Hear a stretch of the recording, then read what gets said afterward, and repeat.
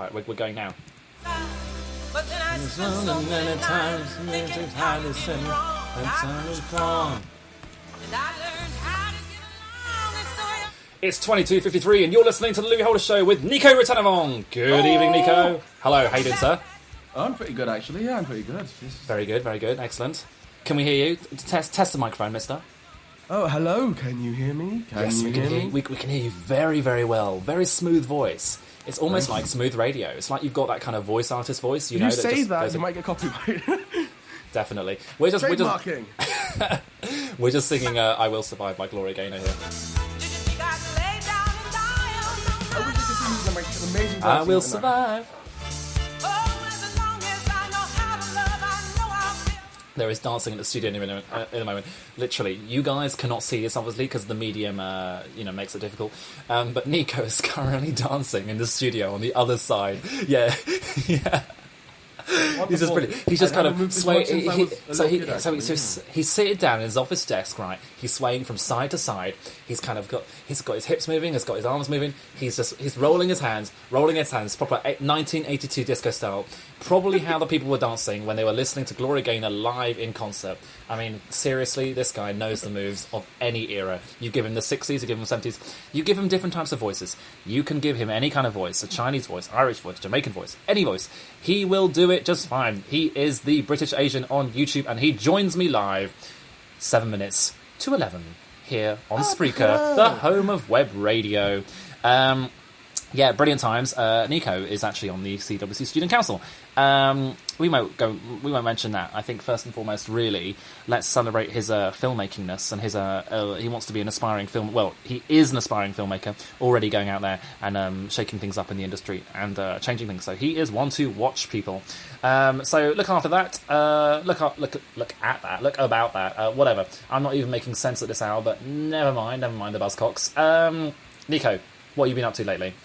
Well, to be honest, all I've been doing is work, and more work, because I have this whole philosophy where if I keep busy, I can keep moving, and the moment I stop, things go wrong. So it's kind of like, maybe due to some slight fears that everything falls apart if I stop moving, but I just like to keep busy. That's kind of my main philosophy in life. Yeah, definitely. I think your work philosophy is actually really inspiring, because you are not one of those people that kind of puts things off till later. You do it in the moment, and you know what you want to do. Yeah, I think I'm a bit being the hypocrite in this situation, because I'm the one that's chatting shit, saying, you know what you want to do in life, you got it all figured out, things like that. So, yeah, I think so. Nico's currently putting coins on his face. I think this is a sign of confusion. Yeah, definitely. Very, very weird indeed. So, Nico, tell me, what are your plans for the rest of the week? Because we haven't got much to talk about at this hour at 22:56. However, this is just a test broadcast, hopefully the first of many to come, if Nico dares to even want to join me back here on this humble show. There's nothing humble about it. It's totally egocentric. It's awful. Don't listen to us anymore. Unfollow us right now. Please do not listen anymore. Shit, shouldn't have said that. Follow us. No. Reverse psychology. Ignore. Yeah, I hope that you guys listen to the reverse psychology and that you do not listen to what I've just said. Yeah, please do follow and subscribe.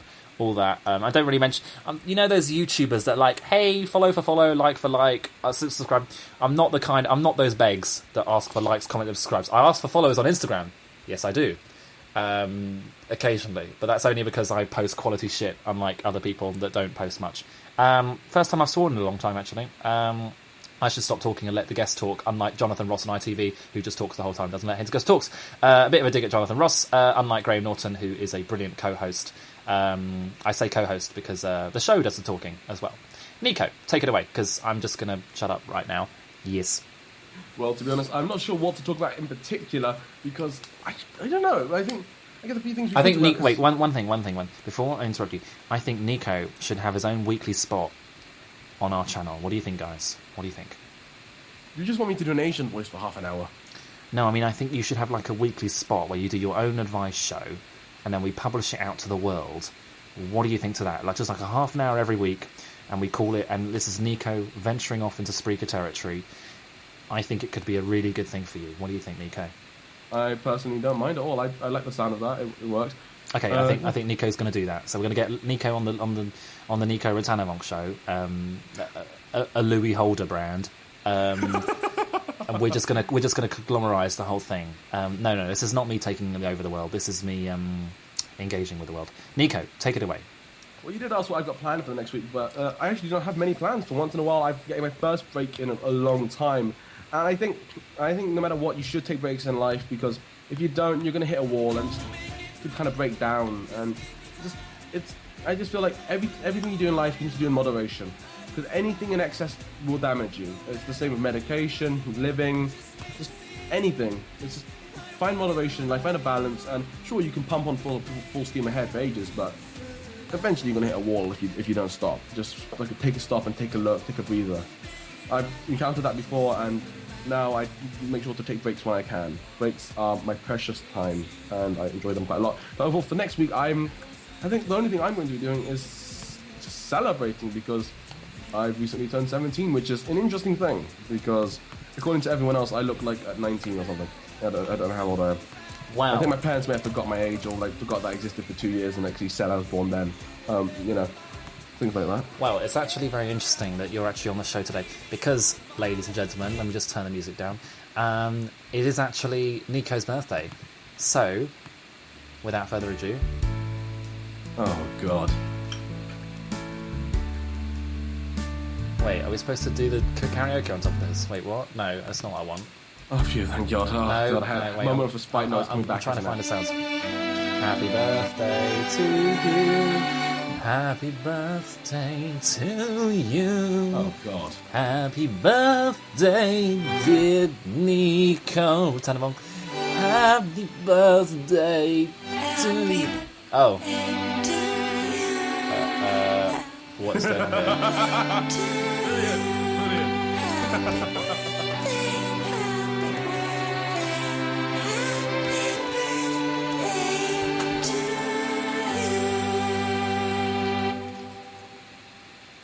That was great. Think I'm worried about a rumor. What the hell? I got a I wasn't big crib, expecting I'm in this. the room. Yo, happy birthday. Yo. Oh, my God.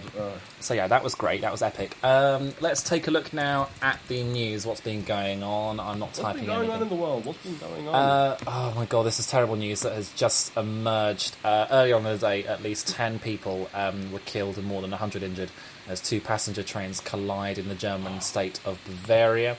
This was a head-on crash which happened near Bad Aibling, which is a spa town near... Basically, it's near Munich, so big place indeed. And the transport minister, who was analysing this, said that the trains had crashed into each other while both travelling at around 62 miles per hour. And emergency teams, some winched in by helicopter, worked for hours to free casualties from the wreckage, and that information did not just come from BBC News.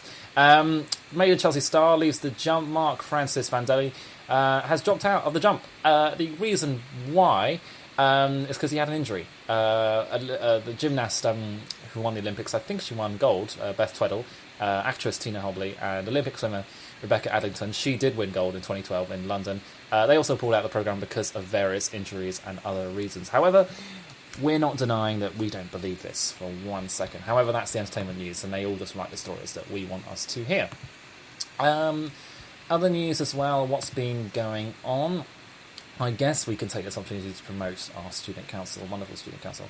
But we're not going to do that, because at the moment we're not supposed to be marketing ourselves. You have marketing concerns. Because of marketing concerns. Yeah, we're just going to boycott it like that. That's the way things go. Feel free to send a message here to us on Spreaker. You can send it in the chat window if you're on iPhone or Android, or if you're any other kind of smartphone device user, then you can comment using the live app on Spreaker and Spreaker Studio as well. If you're on desktop, then it's much easier for you, because you've got the task window right there indeed. Let me play you a little sound effect. Just some applause. So, yeah, you can tell that I haven't been on the radio for a while. This isn't even a radio, it's just like some web thing that just people bump it. It's not even, people don't even tune into this. People just like bump into it. It's just like an annoyance that you just have to listen to for a bit, and then it just kind of goes away. That's just the way things work. So, Nico, over to you, because I'm running out of words to say at 11:03. I think the tiredness is settling in. Well, speaking of tiredness, I just kind of got thrown into this situation, so I have no idea actually what to talk about. Let's see. I guess since we're both in the media industry, we could talk about things, kind of the differences between our work. Louis focuses more on the narrative. He works in TV, in the TV industry currently, while I'm more in the fashion media industry. I like glamour. Basically, I make pretty people more attractive. That's essentially what I'm paid to do. That's the difference. Although I do want to go into narrative works and everything else, but it's the transitioning from a different form of media to another is a painful experience because most of your existing context and network doesn't actually apply there. It's a whole rebuilding process. It's kind of like rediscovering yourself in a way because you have to restart your network, refine kind of like your style of how you work with this because narrative is very different than fashion media because it's all glamorous. You're going to make everything look nice and fancy, and make everyone look perfect. While in narrative, sometimes those little imperfections are what make a film that special something. Yeah, definitely. I mean, let me pick your brains for a second about what is the difference. But so, if you're talking about sort of generic video production, what makes like video production for the fashion industry specific, or what would any kind of typical client look for if you're doing, let's say, like a behind-the-scenes video of a photo shoot in that sense? Well, that's actually something I do quite a bit. They tend to follow a very similar format, like a basic 3-act structure, which you get in narratives as well. You have like the setup. You always have the setup of the thing. The main showcase where most of the important things happen, where you make everyone look as attractive as possible, as amazing as possible. And then the wrap up, you've got to make it seem like everyone's enjoying themselves, everyone's having a good time. You've got to make sure that it's a worthwhile career, worthwhile effort, making everything. The wrap up needs to make everyone think that this is something I want to do. The middle section means that everyone looks amazing, and the setup shows this requires skill. It's basically blowing up an ego. Each product has to blow up someone's ego. If it doesn't do it, then it's not doing it right. As bad as it sounds, the fashion media industry is very self-centered on the client. It doesn't really focus on who's around them. It's always about the host. It's always about them. So even if it's the photo shoot, and let's say the client is a photographer, you want to be focused not on the subject matter, which is the model being photographed, but actually on the client, the guy who's inadvertently paying you, and also the guy who's kind of behind the scenes. Unless you ask me. But typically, what will they ask you to focus on if they don't give any instructions in that area? Normally, if it's a photographer, for instance, you want to get them mid-shot. You want to get them showing, getting into different stances, switching poses, talking to, for instance, the models. You want to show them in the work process. You want to show off their skill set. Because sometimes these can be used to just show how professional they are, how active they are in their work. Because some fashion photographers go to some extreme lengths just to get a certain shot angle. Sometimes they'll hang off from crazy things just to get a certain angle. And sometimes you need to show those things. If it's a model, for instance, you want to focus on like them entering a pose and then transition between poses. Just kind of create like. With a photographer, it's more like sudden jumps. You jump to each of their individual skill shots, like showing their individual skill set. How the model, you want to be a smooth transition between each pose. You want to basically make them fluid, make them elegant, make them sweeten everything up. Kind of like just with models, add honey into the mix. If you want photography, you just want to just show this. You want to show the skill set, make them seem cool. That's a lot of photographers. Had to pass off as cool in order to get sold nowadays, because that's what the market wants. They want cool, hip people, as weird as that sounds, because just saying those things in a way makes you uncool and hip, because it's a hypocrisy. Absolutely. However, that's what they look for.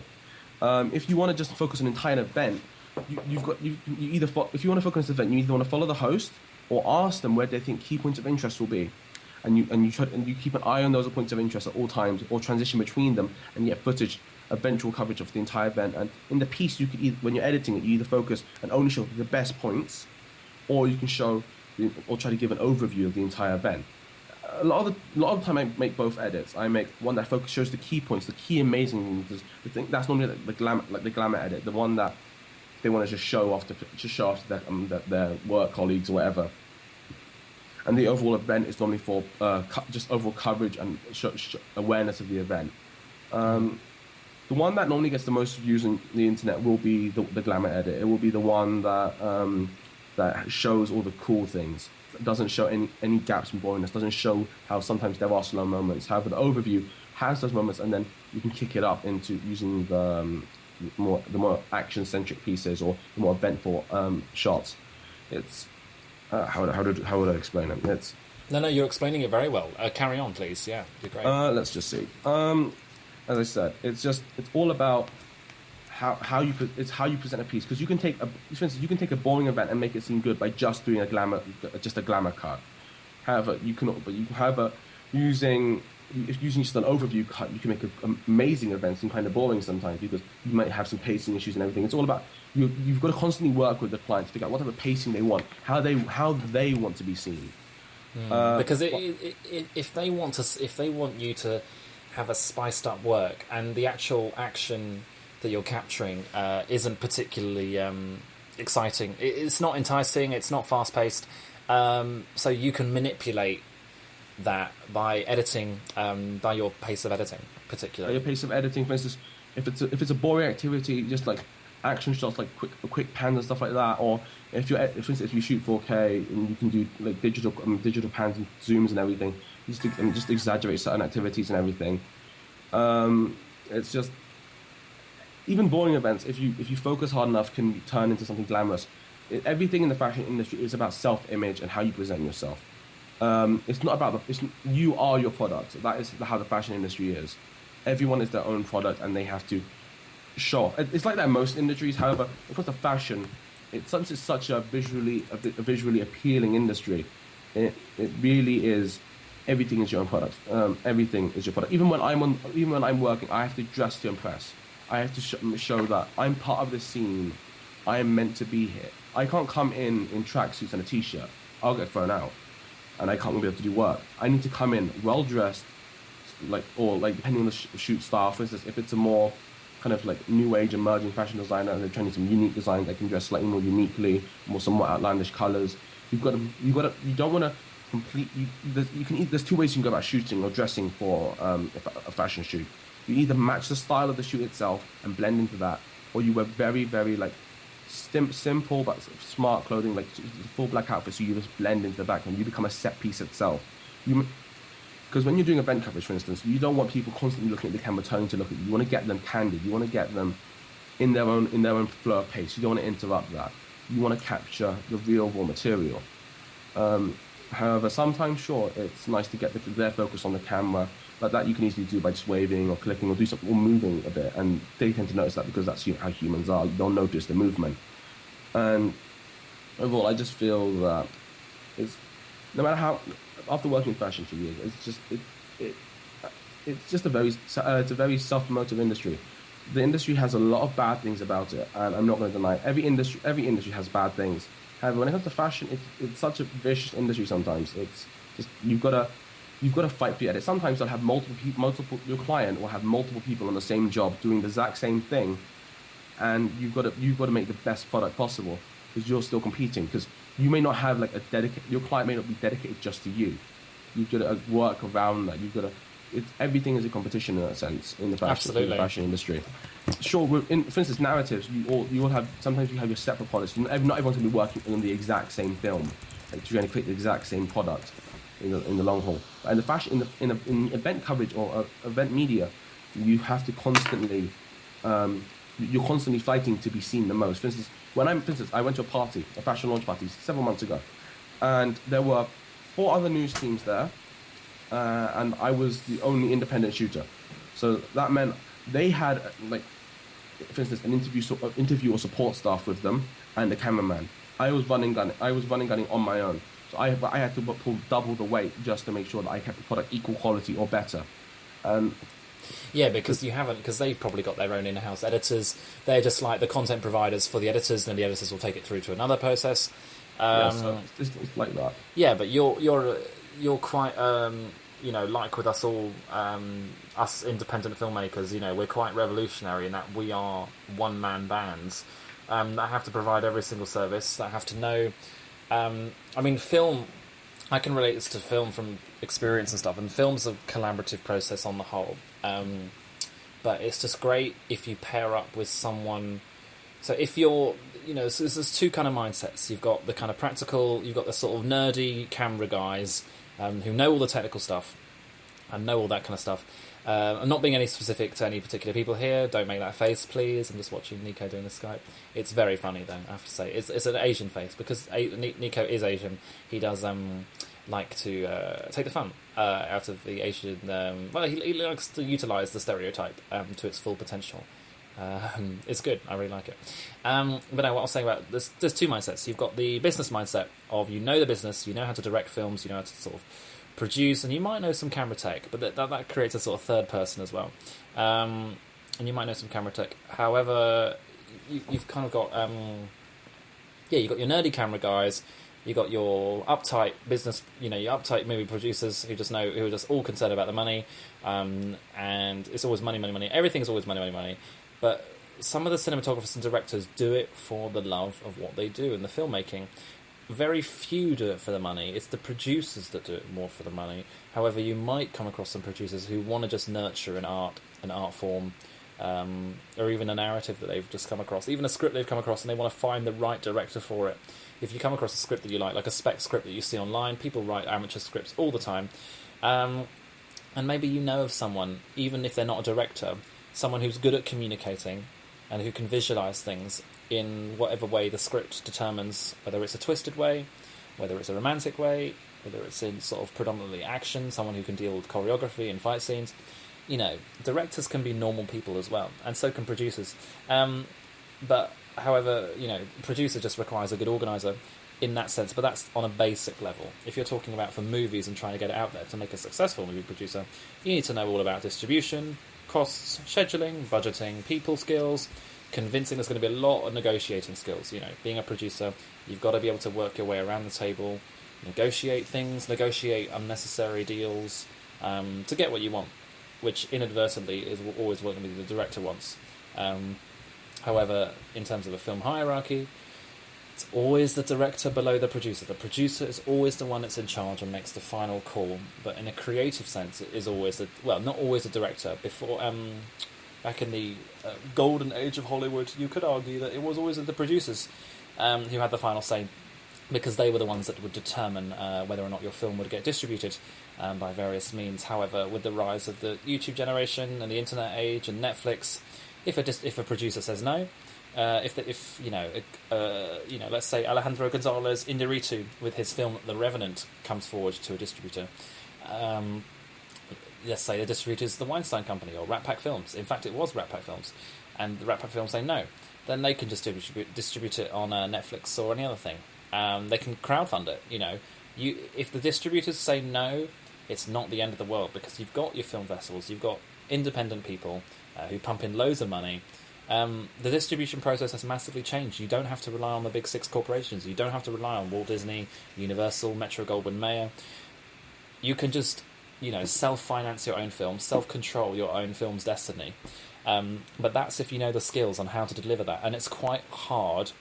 It's a real acquired skill to pitch a film, to script it, to write it, direct it. If you're doing this whole one-man show style and you're sort of partnering up with someone else in that sense, it's very difficult. But once you've mastered it, then you just kind of go for it, and that becomes the rest of your life if you're a director. You edit it, then what happens after the edit is that you create the final cut. And then if you're an independent filmmaker like us students, what you'd probably want to do, if you're looking to make it big, you would submit it.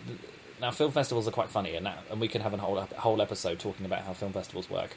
They're really finicky. Yeah, exactly. Because film festivals are quite funny about other film festivals sometimes.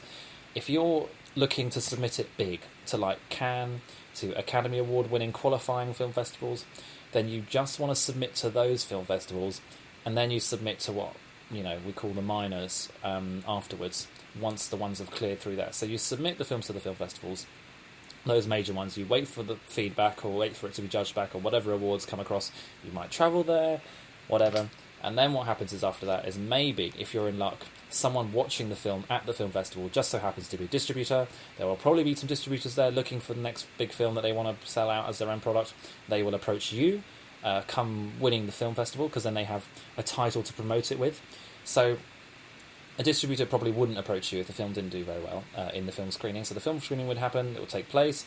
I'm just giving you a generic model of any kind of film. This is not necessarily the same for any movie. It's just a kind of generic pathway that can be tailored anyway, depending on what the film is. And then what would happen is that the film would be screened. If it wins awards, if it wins lots of awards, more distributors will want to approach you. And that's just for the money, because the actual titles in itself of best film this, best actor that, they all speak for themselves. You know, there's a lot of synergy involved, and there's a lot of people being benefited here. You've got the actors who are being benefited, their own personalities, their own personal social media accounts. You've got to think of that marketing synergy. You've got to think of the synergy. You know, a lot of films just break even, don't they, Nico? Like, when a production budget of a film, give me an expensive one. Like, what was Interstellar's production budget? $200 million? I don't know. 400? No, not even 400. What's an expensive film like Interstellar? That was Interstellar's budget was 600. Budget was. Let me see. Let me go. I think its budget was $165 million. And what did it make at the box office? $675.1 million US. So that is an amazing profit. It made back over $500 million. Yeah. However, that budget is for everything. You know, pretty much most of that budget. You mean you can probably times it by 2. Almost all that budget will go into distribution, apart from actors' costs as well. You know, and Interstellar, obviously, a lot of it did go into distribution because it had a 70mm distribution, which was massively expensive. And considering when it came out, which was not so long ago, about a couple of years ago, 3 years ago, a lot of projectors these days, well, I mean, a lot of cinemas don't have these facilities to show celluloid, other than the big ones of each city, of like London. A perfect example of that is Hateful Eight, actually. Hateful Eight. This is a prime example. You can explain that, actually. Tarantino wanted it to be shown in 70mm, which is pretty much the largest format you can get. And then very few cinemas across the world actually had the facilities to show it. And Tarantino was so adamant about it that if I remember, he got into arguments with distributors about it. Absolutely, he did. And then, yeah. And loads of cinemas weren't actually able to show Hateful Eight because he was so adamant about showing 70mm only, and they were showing special. Hello, Nico. I think we've lost you. I mean, I've still got you on Skype. Let's give this a try. Sorry, we've just lost you briefly. Let's give this a try. Let's give this a try. Nico, can you say something, please? No, we seem to have lost you. Let me just try again. Nico, have a go. No, I think... What is going on here? Hello. Hello. Wait, let's just test that. Speak. Hello, can you hear me? Yep, we're all good. Hello. Okay, carry welcome on. back. If I remember correctly, he did get into arguments with distributors, and because of that, he was so adamant about showing it in 70mm that only certain cinemas across the world could show it. A prime example of that was, I think the only one able to properly show it was the Odeon in Leicester Square in London. That's right. And it was a special screening because they had the facilities, but I don't think Cineworld, which is one of the other major cinema brands in the UK, were able to show it. No, they weren't. Quentin Tarantino, his team had a fallout with the distributors over the. Actually, I think it was to do with the unlimited thing. And I think that was one of the factors. Anyway, I don't know the story. It's a bit of a blur. But in general, with the Hateful Eight, he was adamant, absolutely, as you say, he wanted it to be shown in 70mm, and and basically that did happen, and in some places. But the thing is, a lot of projectionists were not trained to use the 70mm projectors, so it was a case of. It wasn't exactly the cinema facilities of some major cities in America. It was actually the fact that there wasn't a lot of trained staff to do that, because it is quite a feat being able to deliver 70mm projection. If you just watch some videos online and stuff about stock being fed into the machine, it's absolutely incredible what they do. So yeah, that concludes the Hateful Eight story, and it is showing in cinemas nationwide, with the exception of Cineworld and some Odeons, funnily enough. But yeah, View will show it, obviously, because View is owned by Warner Brothers, and Warner Brothers have a partnership with the Hateful Eight, which means that there is synergy, which means that the film distribution costs are less. And everything came full circle to marketing synergy. Absolutely. And on marketing synergy level, we shall not talk about that because the marketing is bad. Marketing concerns. Marketing concern. Thank you very much for listening to this episode. You can download more episodes online on Spreaker.com. Thank you very much. I've been Louis Holder, and you, Mister, have been Nico Ratanavong. Thank you so much for joining us, and take care. Good night.